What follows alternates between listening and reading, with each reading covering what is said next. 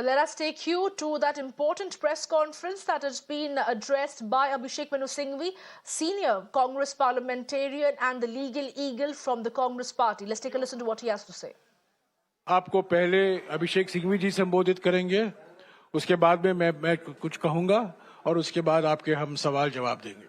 Abhishek Singhvi ji. Thank you.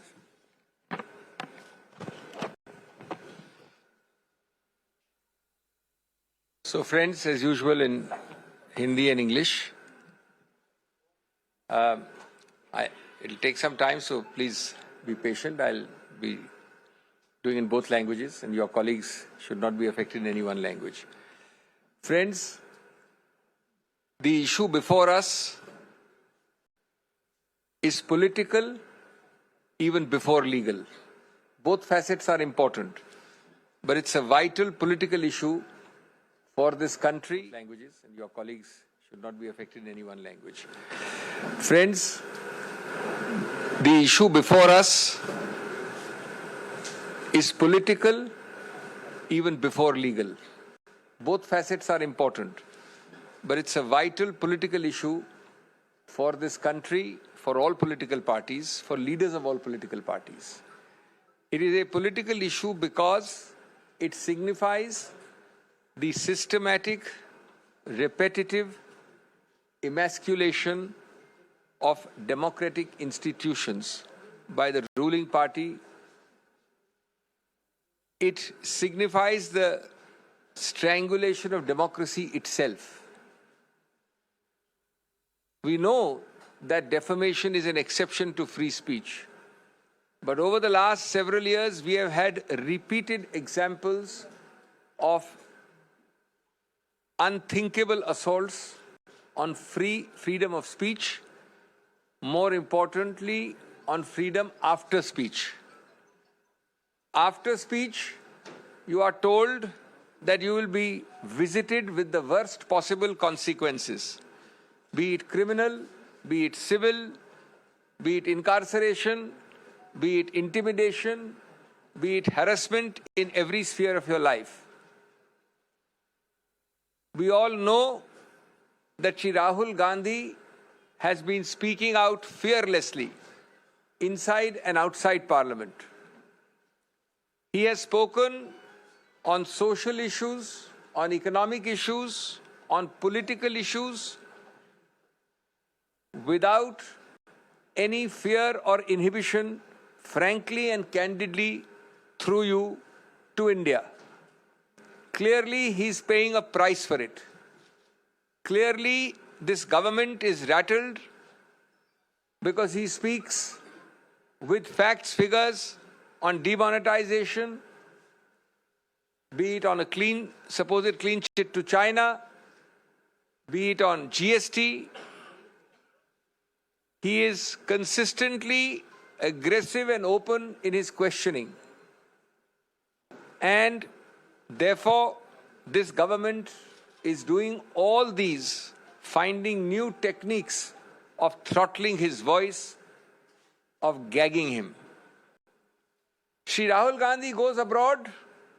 He is not entitled to speak freely on grounds of fake nationalism, created imaginary nationalism, rhetorical nationalism, non-existent issues. He comes back and his speeches abroad become the basis of action against him inside Parliament. He speaks in Parliament, one of the most detailed and open speeches when the Prime Minister spoke, and he is referred to the Privileges Committee. After he came back from abroad and post the recess, when this session starts, a remarkably new ground is found, unheard of in the annals of parliamentary history.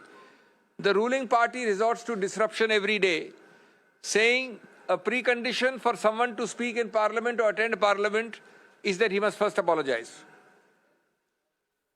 I don't think in any parliamentary democracy, Westminster or not Westminster, you have found this kind of stipulation. So disruption by the ruling party. All of this is part of a pattern. All of this is part of a pattern to stop him, A. because he speaks fearlessly and candidly. B, to divert attention from the real issues. To divert attention from the questions which my friend here asks every day. To divert attention from the burning issues before the nation today. And it is done also to send a message to create a fear psychosis amongst those who dare to question this government. Friends, that is the political part. That is what should concern our body polity. There is equally a legal part. I have shared some of that with you yesterday. Since we've had slightly more time, let me elaborate a little more today. When you hurry, when you are premeditated, when you have decided to do something, you make mistake after mistake after mistake. You multiply mistakes on a repetitive basis.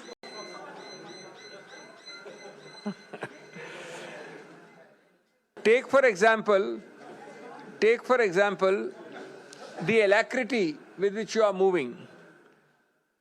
Within 24 hours, you are moving with amazing alacrity. I need to remind you that a few months ago, in a case of another political leader from Uttar Pradesh, belonging to the leading party in that state, the Supreme Court, quote unquote, when an immediate by-election was sought to be announced post-disqualification of that person because of conviction, immediately, without waiting for that person to exhaust the legal remedies available, the Supreme Court in that case not only deferred the by-election, but then added, look with what alacrity have you proceeded. This is yet another example. But it gets curiouser and curiouser.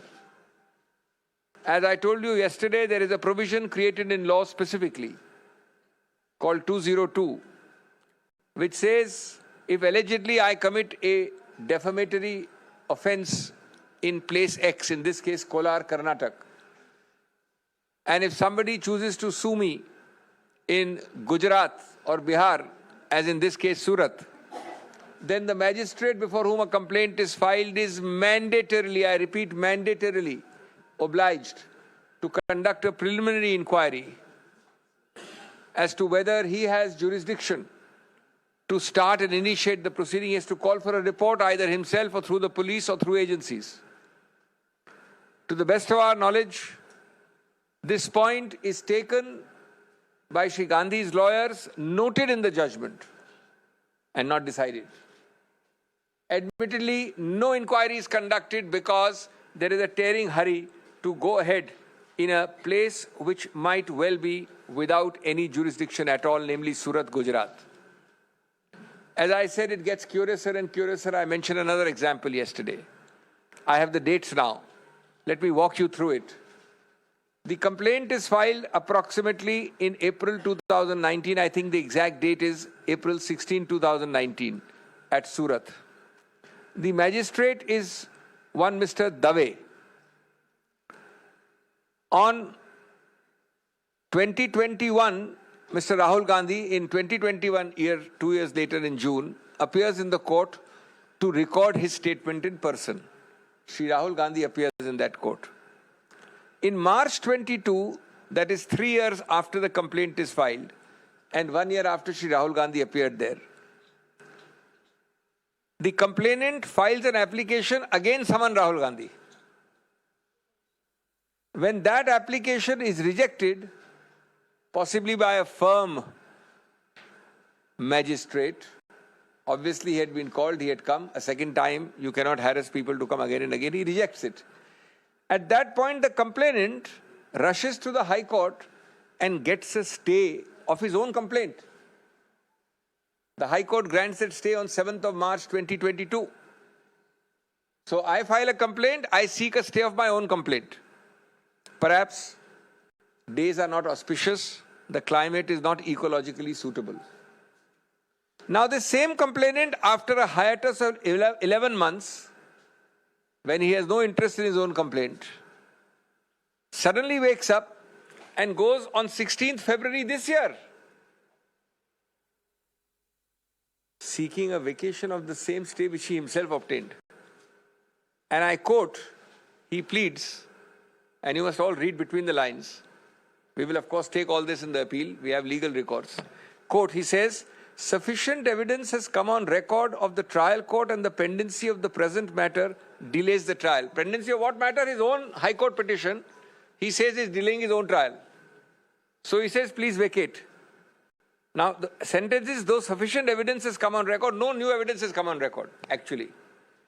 The High Court vacates the stay, the man rushes back to the trial court, and we get this judgment. Meanwhile, the magistrate has changed. We were not born yesterday, neither you nor me. Chit bhi apni, pat bhi apni. There are many more disturbing features about this case. There is a point which we may or may not take. I'm not saying that everything Rahul Gandhi needs to take because he's fearless. He knows in his conscience. He has full reliance on the law. But there is a debatable issue.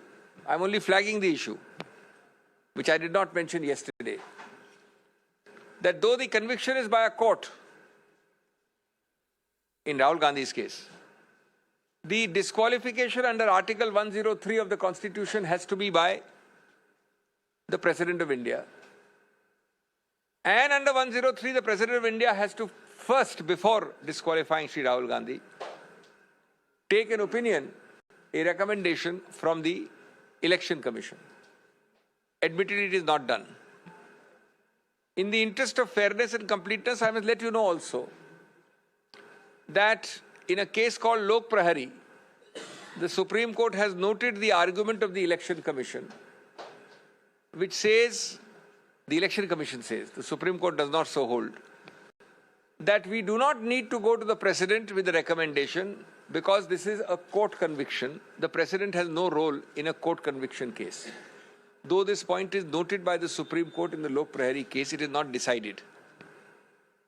The Election Commission, no doubt, has issued circulars saying, in such cases of conviction, we don't need to go to the Honorable President. But my question is a little different. If the constitutional Article 103 says so, neither the practice of the Election Commission, nor indeed a recordal of a submission of the Election Commission to the Supreme Court, nor indeed a recordal by the Supreme Court can change the Constitution. The highest law of the land is the Constitution.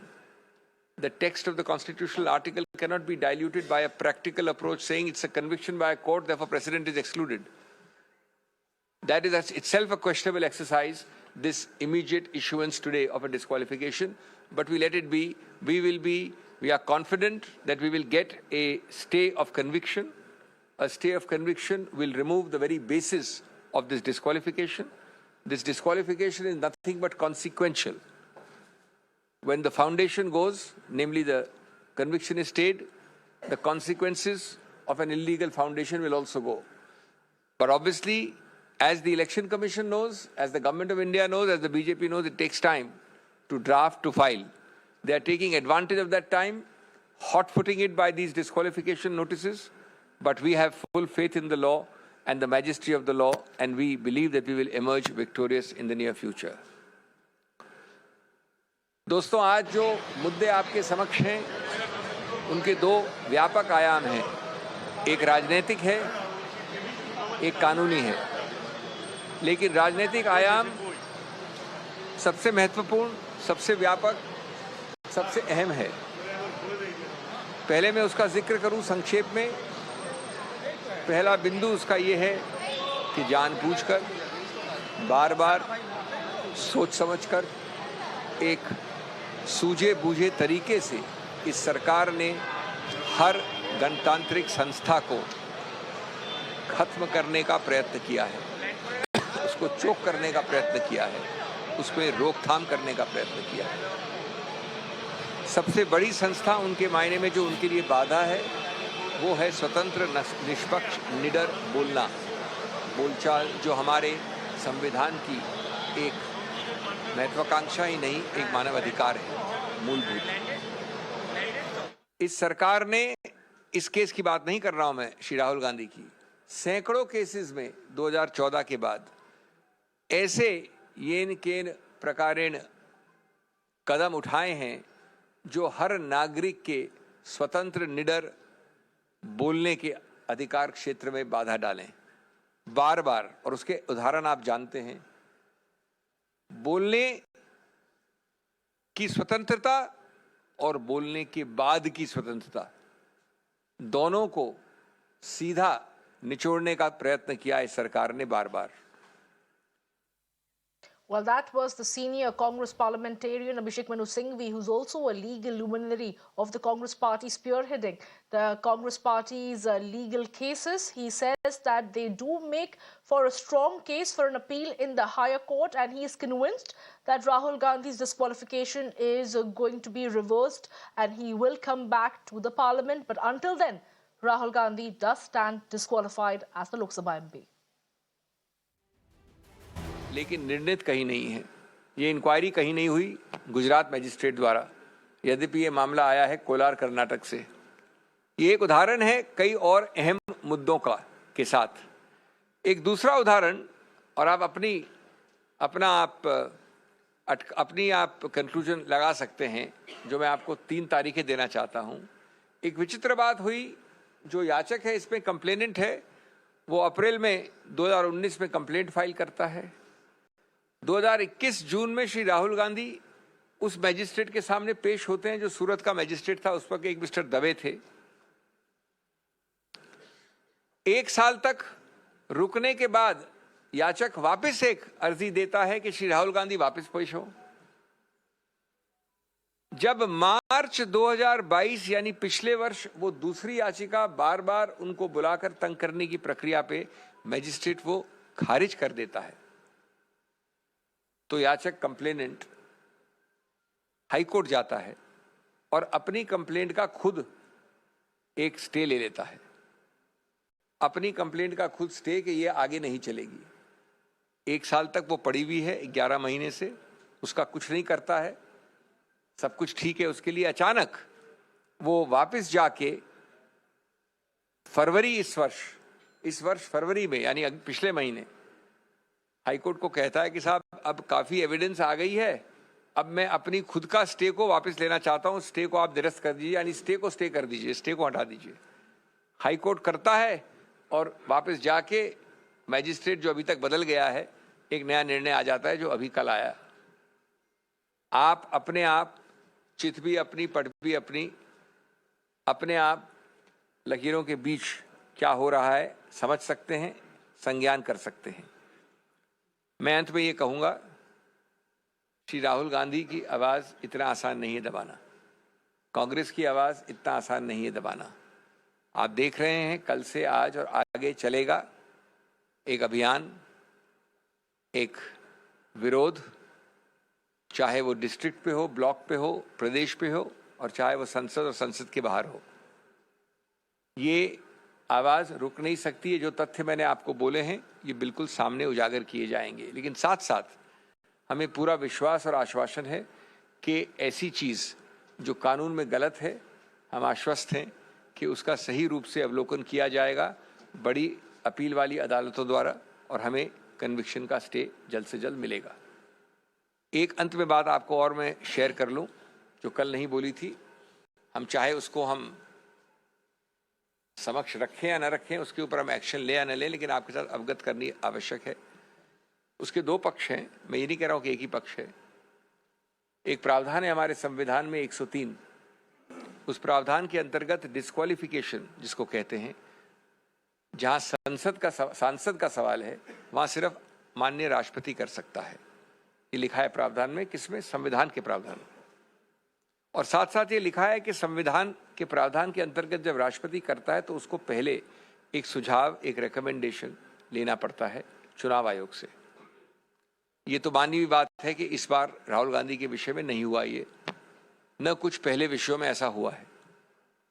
अब इसमें जो दूसरा पक्ष है वो ये है कि चुनाव आयोग का मानना है, और चुनाव आयोग इसी प्रक्रिया को फॉलो करती है और केसेस में, कि जब कन्विक्शन कोर्ट द्वारा है, न्यायपालिका द्वारा है, तो राष्ट्रपति के पास जाने की आवश्यकता नहीं है। इसलिए हम चुनाव आयोग उसको कभी भी नोटिफाई कर सकते हैं। हमें राष्ट्रपति के पास सुझाव लेके जाना और राष्ट्रपति की अनुमति लेने की आवश्यकता नहीं है।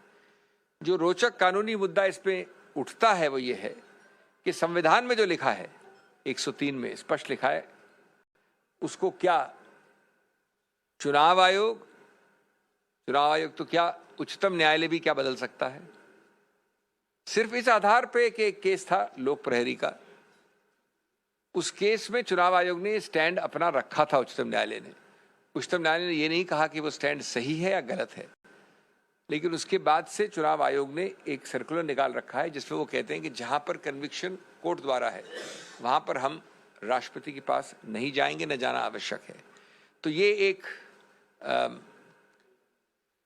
विरोधाभास है। संविधान के टेक्स्ट को आप ज्यादा महत्व देंगे या चुनाव आयोग की प्रक्रिया को? इसका उत्तर मैं समझता हूं सीधा है। तो ये भी एक शायद त्रुटि है इस प्रकार के 24 घंटे में निकाले हुए चुनाव आयोग के नोटिफिकेशन की। बहुत बहुत धन्यवाद। साथियों, जो अभी अभी सिंघवी जी ने कहा है, मैं एक दो बात और कहना चाहता हूं। बिल्कुल साफ है कि भारत जोड़ो यात्रा से बीजेपी बहुत घबराई हुई है, बौखलाई हुई है, बहुत परेशानी में है, क्योंकि वो जानती है, उनको फीडबैक मिला होगा कि भारत जोड़ो यात्रा ने न केवल कांग्रेस संगठन में नई उमंग जगाई है, पर सारे देश में एक नई उत्साह, एक नया भविष्य का रास्ता दिखाया है। कई महीने से वो भारत जोड़ो यात्रा को बदनाम करने में लगी हुई थी, और मैं समझता हूं कि आज जो हमने देखा है, ये डिस्क्वालिफिकेशन, एक तरह से आप देख सकते हैं कि जैसा कि अभिषेक सिंघवी जी ने कहा, राहुल जी को कीमत चुकानी पड़ी उस भारत जोड़ो यात्रा की सफलता के कारण। दूसरी बात, सिंघवी जी ने तो कहा कि 2014 से राहुल जी मोदी सरकार की नीयत और मोदी सरकार के नीतियों के खिलाफ अपनी आवाज संसद के अंदर और संसद के बाहर उठा रहे हैं। ये नोटबंदी के बारे में इन्होंने जिक्र किया, जीएसटी के बारे में इन्होंने जिक्र किया, चीन को जो जून 2020 में प्रधानमंत्री ने क्लीन चिट दिया उसका भी सिंघवी जी ने जिक्र किया। पर मैं एक और मुद्दों का जिक्र करना चाहता हूं जिसके वजह से आज राहुल गांधी जी को कीमत चुकानी पड़ी है, और वो ये है अडानी का महाघोटाला। जब से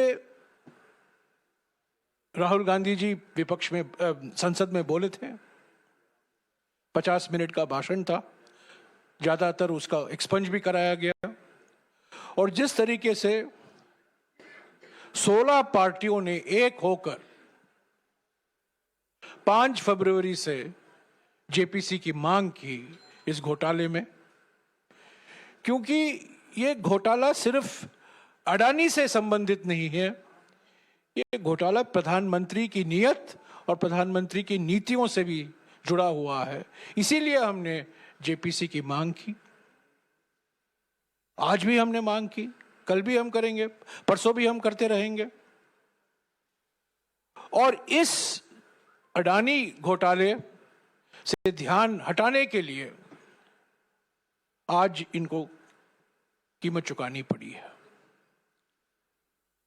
तो एक तरफ राहुल गांधी जी की कोशिश और दूसरी तरफ प्रधानमंत्री की साजिश, ये साजिश बनाम कोशिश,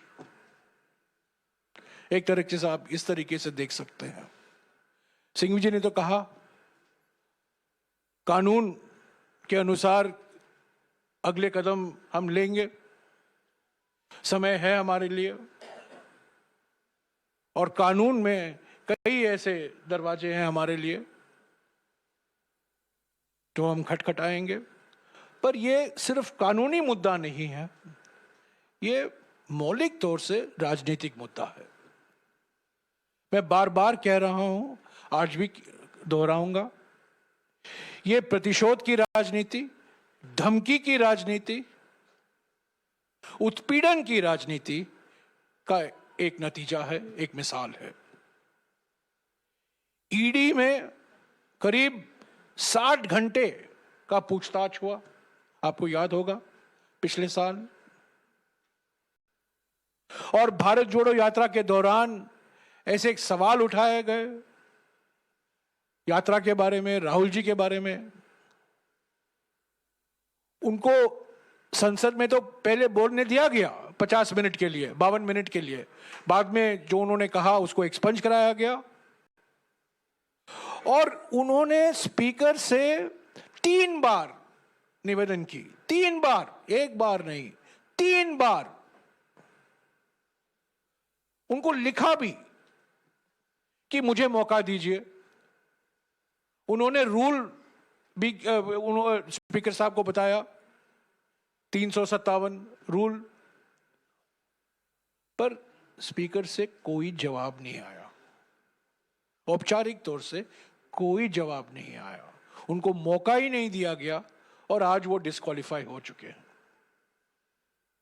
तो ये कानूनी मुद्दा तो है, कानूनी तरीके अपनाएंगे, कानून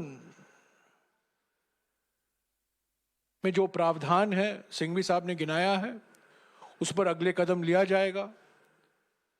पर ये राजनीतिक जो मुद्दे उठते हैं, आज 5 बजे को कांग्रेस अध्यक्ष ने सभी पीसीसी अध्यक्षों और सीएलपी लीडरों के साथ बैठक बुलाई है, इस पर हम विचार करेंगे।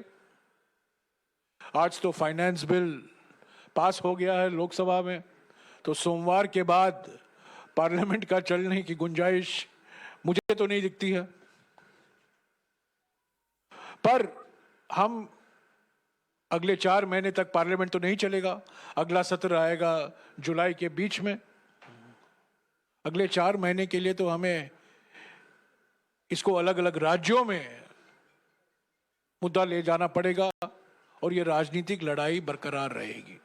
हम इससे पीछे हटेंगे नहीं। राहुल गांधी जी कोई धमकी से डरने वाले नहीं हैं और मैं फिर से दोहराऊंगा जो उन्होंने एक बार इसी मंच से कहा था आप लोगों को, जो खुद डरते हैं वो दूसरों को डराते हैं। क्योंकि नरेंद्र मोदी जी डरे हुए हैं, वो बार बार राहुल गांधी जी को और अन्य विपक्ष के नेताओं को डराते रहते हैं, धमकियां देते रहते हैं।